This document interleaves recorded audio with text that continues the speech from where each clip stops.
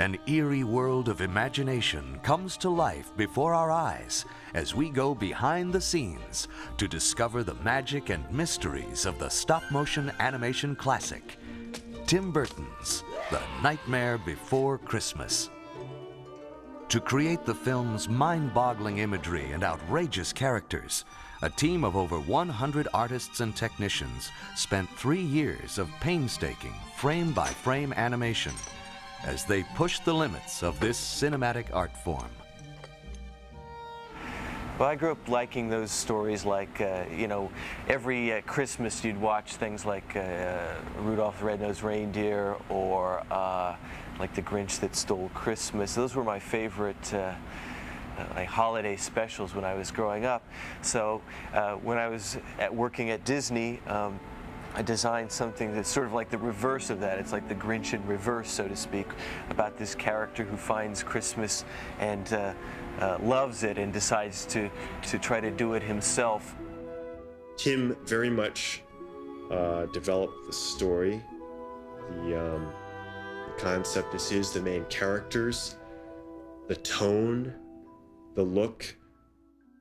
When Tim Burton went back to Disney a couple of years ago and said, "You have a project of mine that I'm still interested in doing." And they dug out not only his treatment, they dug out a lot of his artwork. If you look on the walls, you'll find as much of Tim's original artwork as you will the stuff that we've now done in terms of designing sets. So it's his artwork from that long ago is really the kickoff point for the design of the movie. Tim Burton and director Henry Selick assembled 13 of the most brilliant animators, along with over 100 specially trained camera operators, puppet makers, set builders, and prop makers. Over a 3-year period, they filled 19 sound stages with Nightmare's 230 sets and hundreds of individual puppet characters. So we had to create a company to do this. We moved into this building, I think, in July of '91, and we had to be in production by October 1st. In the first place, I was chosen for the job because I'm from the same planet, if not the same neighborhood as Tim. He's somebody that's just got a lot of talent and passion, and he knows a lot of people. There's a very small group of people that do this kind of work and do it well. I really feel very lucky that we've got a group of people that are very good at this. Tim Burton's visually stunning images are accompanied by the music of composer and lyricist Danny Elfman. Basically, we didn't really have a script, and there was the storyline that Tim had from years earlier. We didn't start out going, it should be this or that. It sort of grew from the images and the story and took on a life of its own. We were running out of time, and I just said, well, I'll just start writing some of the songs based on what we talked about. And I started, and he'd come over and he'd listen to it, and then I'd say, let's just talk about the next section of the movie. And we'd talk about it and tell me, oh, and he does this and that. And I said, great, great. And as soon as he left, I'd immediately go and start writing that next song that got us through the next period. And 3 days later, I'd call him back, and he'd come and he'd listen. Oh, great. And now describe the next couple of scenes. He had pictures of all these characters, and if he didn't, he'd pull out a scrap of paper and draw it for me. So I had some really good visual stimulus to get going. I would say the difference between 3 years worth of work on something like this and 6 or 8 weeks on a score, you can't really compare. We've worked together at least my whole career, you know, in movies and all, and it's just been the greatest collaboration I've been involved with. He's a great songwriter as well as a composer. So there already was Tim and Danny and songs, and because those were very much finalized at an early stage, those were the first things that we went into production on. My team and I work with Henry, the director, doing these storyboards here that visualize and plan what the film's going to be. We do the first visual attack on the film. We storyboard it very specifically. We cut those storyboards, which are drawings of every scene, sometimes many drawings for a specific scene, in continuity, with music, with voice, with sound. So we've pre-made the movie, at least sequence by sequence, before we ever actually go in and animate it. We're shooting it 24 frames a second, which means that we have to pose the character 24 times for each second of actual completed film. Working with storyboards, changes and refinements to the story and action can be made before the complicated and time-consuming process of animation is begun. Storyboard provides the basis for everything. The timing, the action, the gesturing, the whole attitude to each scene and each sequence. I'm the art director, and what that involves is creating the environments based on the storyboard, based on Henry's requests, based on what Tim's drawings look like, etc., trying to stay consistent with that look. The art direction is very much along the lines of what Tim Burton has done in other films, especially his first short film, Vincent, German expressionist combined with Dr. Seuss. Halloween is very dark. Everything is lots of silhouettes and almost like a black and white movie, really trying to get that style. You go to Christmas Land, everything's bright, vivid color, lots of fast camera moves, trying to get real fun. The real world is very sort of simple. Everything's isometric angles, very regular. All the houses are variations on the same theme. The colors are more pastel. Start doing a lot of sketches, try and get a lot of choices together for Henry. And then Henry comes in and makes his buy, literally. We just pin up 5 or 6 of everything. He has a feeling about what he personally thinks works the best. We combine them, get it down to a couple of alternatives, and then all focus on that. It should be like opening a book, like a pop-up book, or finding an illustration in a storybook that feels like you could fall right into it. Even given that, we're trying to then twist that by putting in weird perspectives, different objects playing against each other in different ways.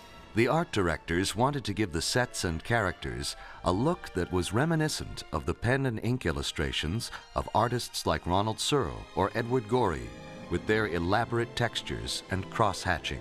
We took sets and actually spread clay on them or plaster and then scribed lines all over them to give it that sort of etched textural feel, so to make it look almost like a living illustration. Textures, also color. Tim was very specific about it. He said your palette for this town is black, white and orange, and we generate the necessary tools for the set people to maintain that look. From there, we do either a scale drawing, like a quarter scale drawing of the thing. That then goes straight to set design. Greg Olson will make a scale model based on our drawing, start to work out the camera angles, how much set is needed. Once the conceptual art is done, we have to somehow realize it in 3 dimensions: height, width, depth. This is known as a quarter scale mock-up. It is a model of the actual set that we're going to build. Obviously, we can't build it full scale at this point. We need something to start with. If this was an actual set, it would be 4 times as large, which means this would be about 24 feet long. For space considerations, we start with something small and simple. We also have to, at this point, decide how we want it to break apart, because it can't fit on one of our stages. So we build into it some specific breaks so that a piece like this could come out. We've been instructed by the animators that they would prefer not to have to reach more than 2.5 feet to get to a puppet. So a number of these pieces are under 2 feet, specifically so that an animator can reach. And where there isn't a 2-foot reach, we sometimes build in trap doors so that they can physically open up a section of the stage, come up, do the animation, close the trapdoor, and disappear. Then the director can take a director's viewfinder and practice what he wants to see on film. And if the director likes it, then we can actually build this and send it through the paint shop, the model shop, who will do all the detailing, and then it'll end up out on one of our stages. Although the sets were built in miniature, they were lit as if they were full-size movie sets, but using smaller lighting instruments. Many of the scenes required as many as 20 to 30 different lights to create the dramatic effects. What we're trying to avoid is looking like we're doing tricks. Coupled with that, trying to keep some style to it. The biggest challenge on the show, I'd say it's keeping it consistent. There's 8 camera crews. One of the things that we are pushing the barrier with is a lot of motion control camera moves. So that means big, sweeping camera moves going through the scene as the characters act out. Particularly during songs, it's a lot of fun as an animator to be able to work on stuff like that because it makes your shots look more like a live-action film, more fun. I'll talk to the director, and he'll tell me what the action is, and he'll give me an idea where he wants the camera. And then what I'll do is I'll take my motion control camera, which has all these different axes. It has track that'll take it in and out. It has swing, which will swing it around on this axis. It has a boom arm that takes it up and down. And then right here on the head, it also has a pan and a tilt and its own roll, and sometimes even a focus if I need to do that. So all those axes are programmed for the shot. Now here it is. We've given it 2 positions. Now the computer's going to compose the move for me. I've given it its start position, I've given it its end position. It'll use those 3 axes, the track, the boom, and the pan, and they're all going to play back in a way that will be hopefully pleasing to the director. And here it goes. As you see now, I'm getting my frame count here. Here's the whole move from frame 1 to 100. Basically, it's a lot of communication between me and the animator. When we tweak with it, we have about 3 days to do this, to get the shot ready to go before the animator has to take over the shot. Surprised, aren't you? I knew you would be. The sculpture department, there's about 3 or 4 folks doing all the characters. We get drawings of the characters that the art department puts together, and then we sculpt them in oil-based clay. The oil-based clay is just the easiest because it's just very versatile, and it can be smoothed out with alcohol, and it has to be a soft medium, something pliable that when it's molded, we can use a hard mold plaster and it won't rip up the mold, and we can put the soft foam rubber into the same mold and it'll pull out. Each puppet has an armature inside it, which is basically a ball and socket, which enables you to move a puppet like these. We usually get a sculpture or a drawing of a front view and side view, and then we'll determine where the joints are supposed to be. Usually the joints are one of 2 different types. There's ball joints and then there's hinges. Ball joints are like in his neck here. He can move it, almost like a universal joint, any amount of range. And those are good for general purpose joints. And hinges are really good for like down here in hips and in his main body because they can be tightened off really strong. All the intricate parts and pieces of the armatures were hand machined to fit perfectly for each puppet, ensuring that each tiny movement would look smooth and fluid when posed 24 different times for each second of film. After a puppet a character is sculpted, then it goes to the molding department and it goes through the entire molding process. After they make a mold, they then lay a steel armature in the mold. The mold gets injected with a foam latex material that covers the armature. It's then baked out in an oven, taken out of the mold, and brought up to fabrication. From that point on, that puppet belongs to myself and my crew, the puppet fabrication department. We put the different paint jobs or clothing, hair, fur, everything else that gives the puppet its full character, and then it goes out for animation. This movie will have approximately 60 individual characters. We will make as many as 3 to 4 duplicates of many of those characters. So the total number of puppets of this film is closer to 200. We have as many as 20 stages going at once, as many as 15 animators working at once. One animator's working with Jack climbing a tower, and another's working with Jack walking through the woods, and a third's working with Jack singing out in the streets. The Nightmare Before Christmas brings to the screen dazzling stop-motion imagery, unprecedented in its scope and technical achievement. I think just the characters and the feel and the look of them, it pretty much, I think, had to be animation.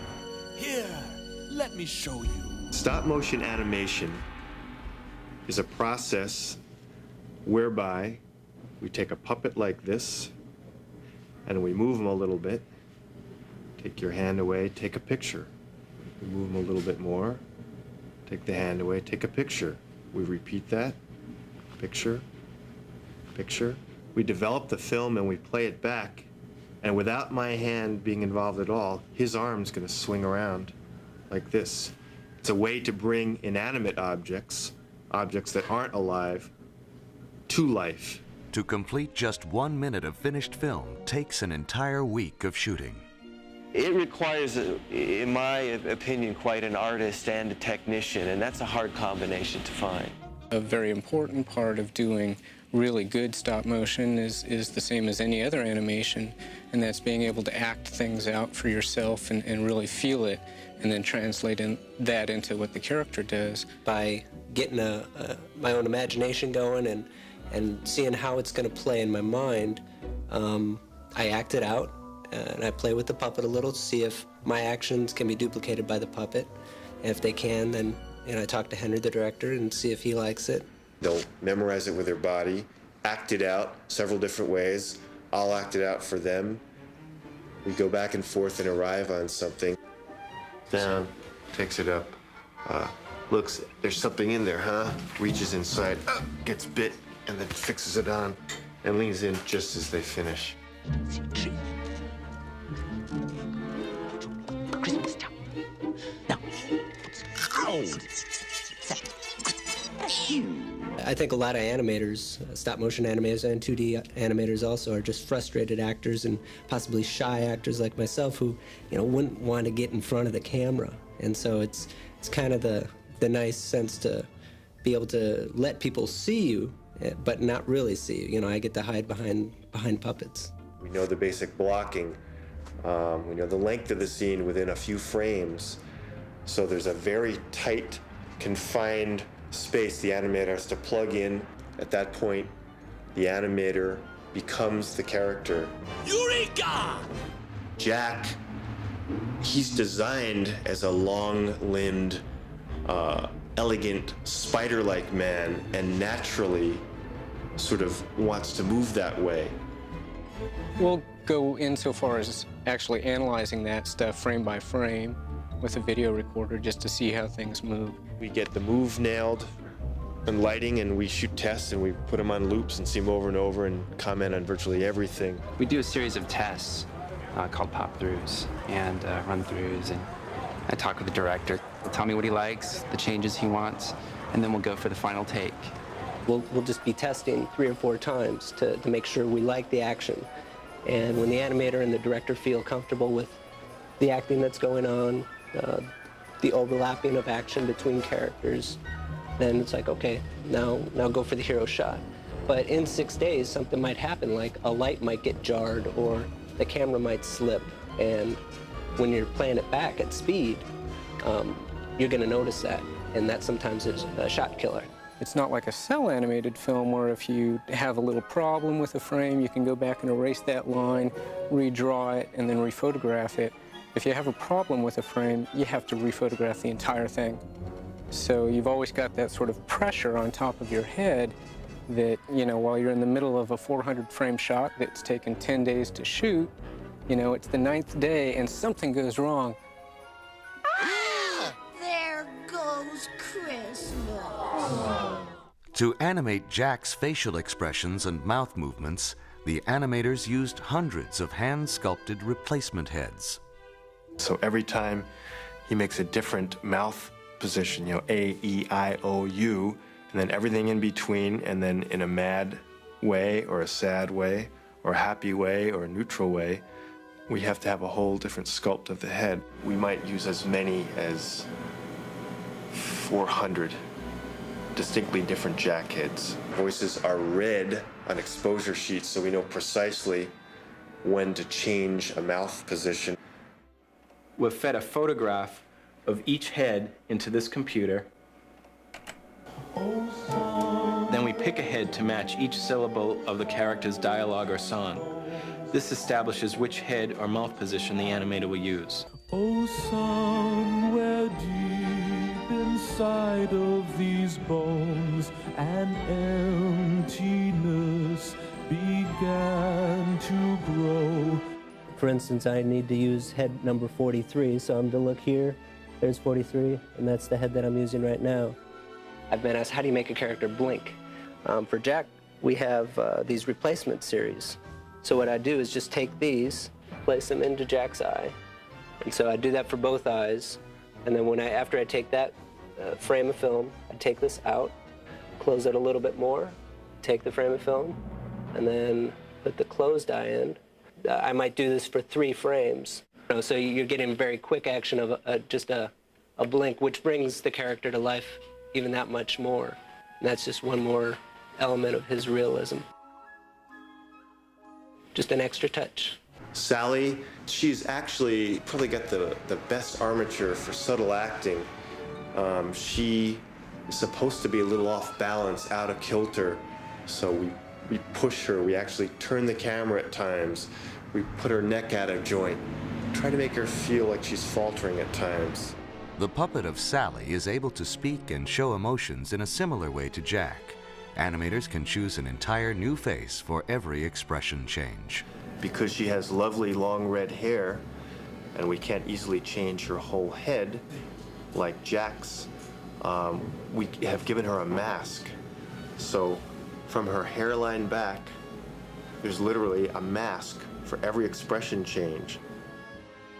To try and get the kind of character and acting and just technical smoothness that hasn't been seen in the medium before is the biggest difference in this film.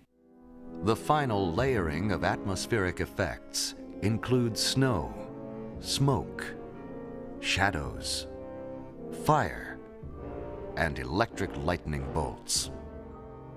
Here, Gordon Baker studies a frame of packages being delivered by cartoon ghosts.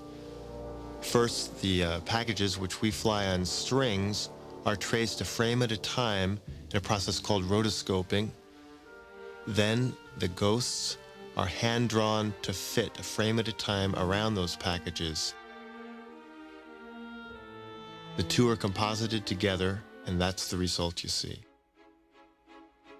Certainly no movie has been done to this extent, to this level in stop-motion animation with these kind of production values. There's not a lot of glamour, and it's very hard work. You have to repeat what you're doing constantly. It's like making a live-action movie in slow motion, really. You can't embark on a project like this and just dream about when it's all over. You really have to enjoy the meticulousness of the work. Also, on a daily basis, we always have a few completed shots, and that's what we live for, and that's why most of us got into animation, when all of our efforts come together and bring a character to life. If it all works together and runs smoothly, that's the payoff, that's the reward. I'd like to think that our efforts, using real light, real materials, real sets, and real talent will, give the audience something special, maybe a certain level of charm. That's what I get every day in screenings when we look at finished shots. And to see it sort of happening is great. I mean, it's, for me, sort of watching the shots and things unfold, after 10 years, designing it 10 years ago, it's really like a dream and very surreal and beautiful. So it's great. I mean, I'm very happy. I believe it was our most horrible yet. Thank you, everyone.